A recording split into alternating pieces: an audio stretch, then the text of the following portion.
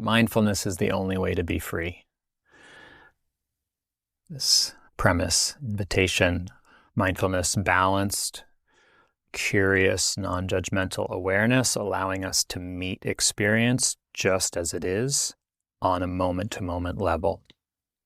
Mindfulness is the capacity to connect with the direct experience beneath concept, thought, narrative, right? And we touched into that in the meditation in terms of emotions. The more we sustain mindfulness from moment to moment, that develops into concentration and leads to wisdom, which we'll be looking at over the coming weeks. And this helps us to both see the nature of impermanence clearly on a moment-to-moment level, as well as to understand the larger forces that are shaping our lives individually and collectively, how and why we suffer personally, structurally, and collectively.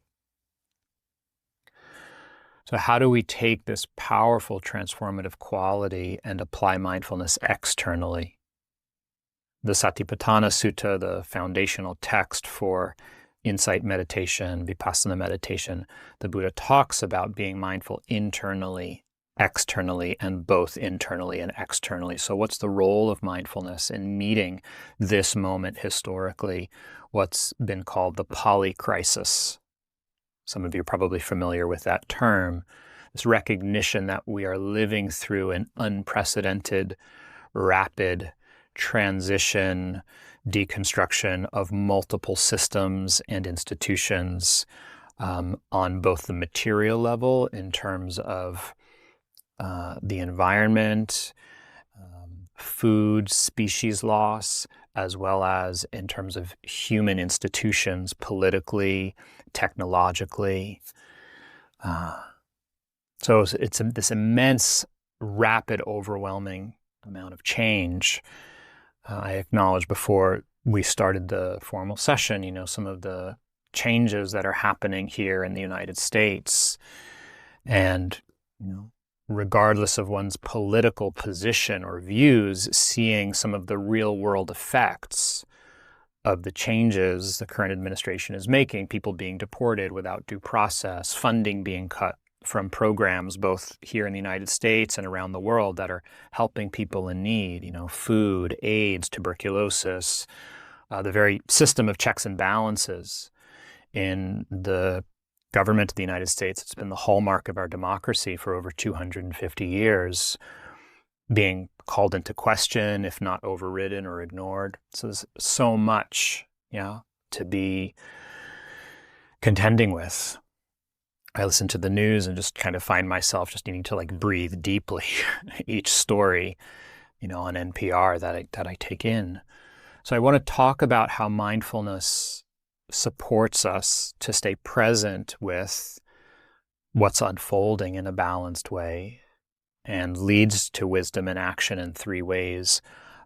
First, mindfulness as a factor that brings us into contact with pain and suffering, not just our own, but collective pain and suffering, and that supports clear seeing and discernment. Second, as we looked at in the meditation, mindfulness as a support for processing pain and difficult emotions that arise. And then finally, as a key ingredient in being able to respond and stay engaged without burning out or adding fuel to the fire. So mindfulness supports us to see suffering clearly. We talked about this last time. It allows us to be present with all of life in a balanced and curious way, including that which is difficult. So this applies not just to personal suffering, but also to collective suffering. War, oppression, climate catastrophe, economic uncertainty, etc. So Michelle McDonald, a teacher of mine that I've talked about before, I talk about her in the chapter on mindfulness. She says, mindfulness is the intention to understand rather than to judge.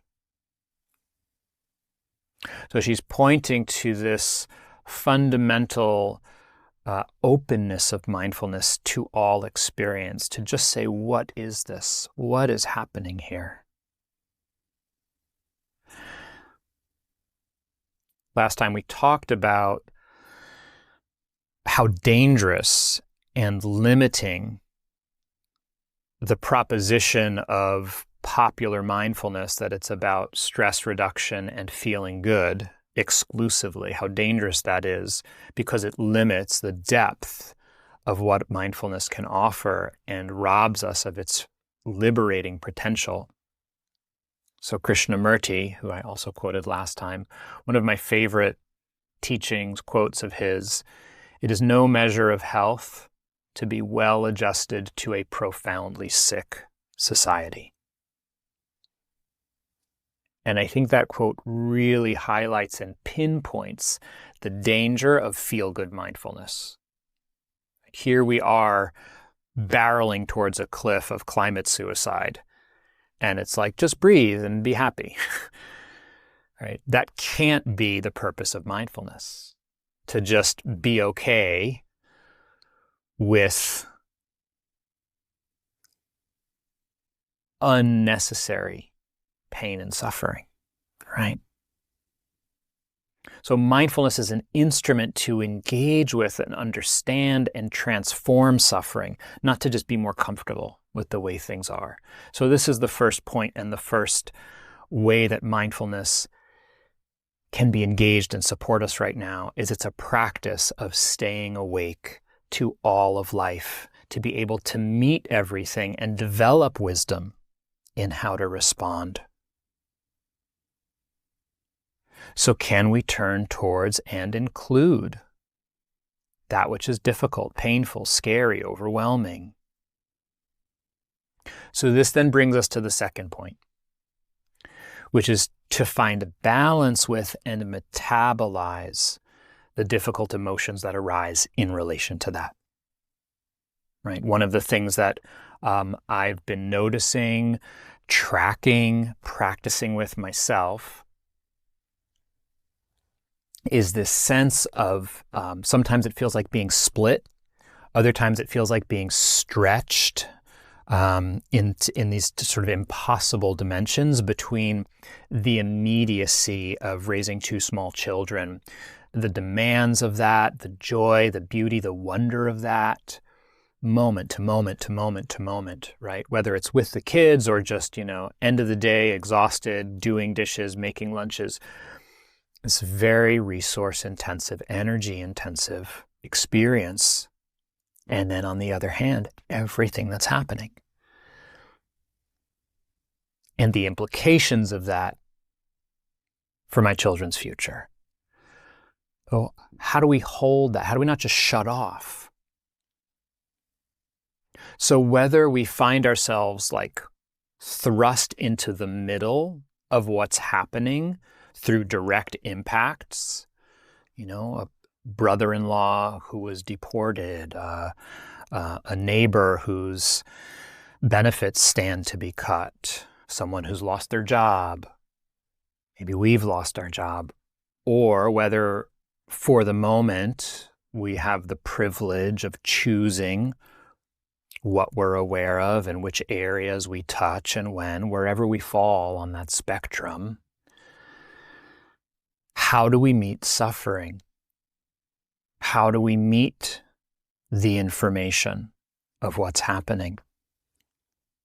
So we need to be real about the range of defenses, reactions, painful emotions that come up, right? We looked last time at this understanding that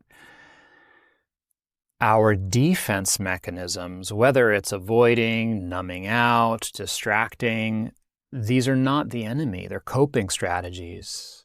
We're doing the best we can to tolerate difficulty when we don't have better tools, when we don't have the support of mindfulness, concentration, wisdom, equanimity, loving kindness, compassion, these powerful, protective, transformative qualities. We need to grab onto something else. So just notice, how are we coping? Are we sinking in despair? Are we consumed with anger, with rage? So mindfulness invites us to just pause, to slow down, to take responsibility for our own heart and mind, and work to free ourselves from being stuck in these reactions. So there are two parts to this process, and we were exploring this a little bit in the meditation. The first part is just that honest acknowledgement of where we are in the moment. How am I handling what's happening? Can I meet the truth of my experience, collective change in experience, with kind awareness?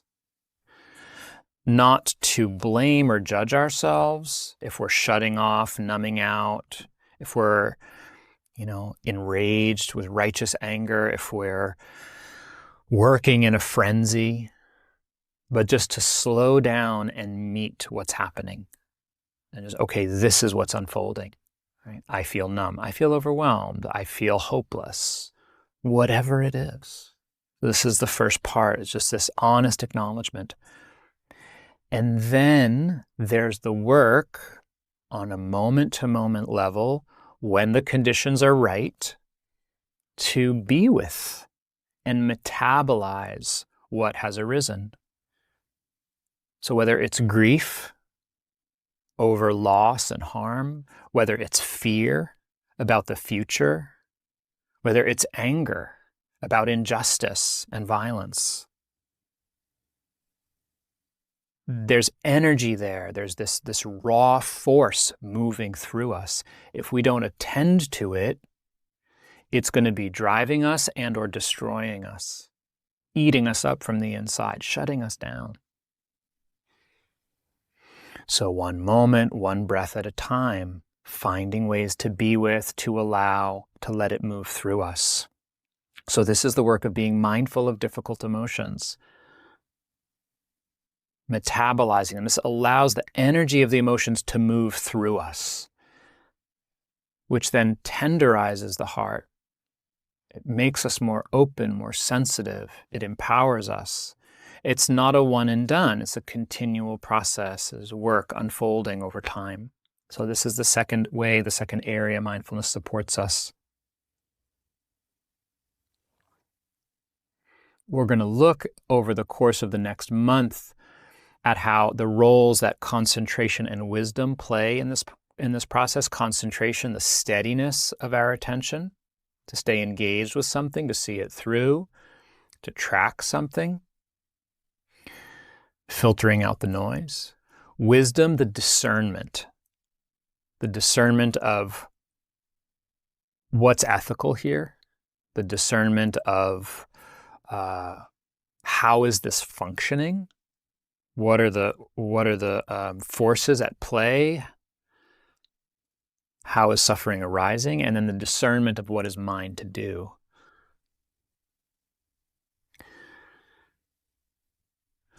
Mindfulness plays a third role in terms of cultivating resilience and allowing us to sustain a response without burning out. Again, that powerful quote from Thich Nhat Hanh, mindfulness must be engaged. Once there is seeing, there must be acting. Otherwise, what's the use of seeing? So engaging and responding without mindfulness risks burning out. If we're reacting out of fear or anger, it can cloud our vision. At best, it's unsustainable and we just end up exhausted. At worst, we make the problem worse. We add fuel to the fire. We increase the polarization, the separation, the sense of fear and anxiety and ire in the collective space. So mindfulness helps us to engage in a way that's sustainable on so many levels. So last week we looked at energy. So mindfulness helps us renew our energy by keeping our activism, our responses rooted in presence and love rather than reactivity. It helps us to anchor into our aspiration and deep care rather than moving from outrage. It helps us track what's happening inside and pause to reflect and recalibrate, to recognize where we're overextending. One of the profound benefits and powers of mindfulness is the ability to stay focused on the present one moment at a time, even as we're aware of larger forces, the trajectory, uncertainty around the future. life is always what's happening now. Whatever we're doing, we're always doing now. So can we stay connected to our vision, our aspiration, and still be focused on the present moment? So these are 3 ways that I want to offer that mindfulness helps us in meeting collective suffering. First, to just meet and turn towards and stay present with what's happening. To then attend to and process our responses, the difficult emotions. And finally, to sustain our engagement without reactivity or exhaustion. Rooted in aspiration, sustaining energy. This is hard. It's not easy. It's okay to be right where you are, to feel uncomfortable, overwhelmed, to struggle. To me, that's a sign that we're doing it right. Like, given everything that's happening, it's not appropriate to feel comfortable. It's also possible to find peace and freedom on a moment-to-moment level within the midst of chaos and fear. That's the promise of this practice. So some of the ways that you can investigate and turn this over the next week and a half or so until we meet again is to just explore, what's your relationship with collective suffering right now?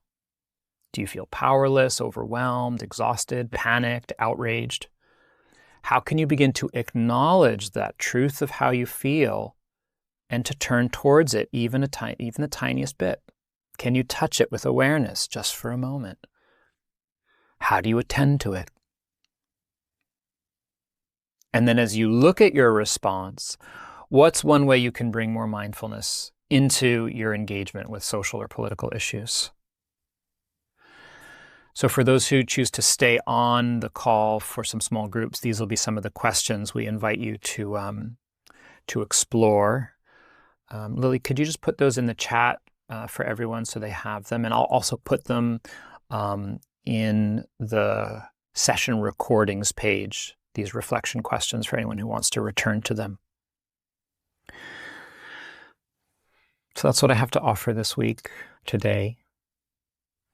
And let's talk about this some now.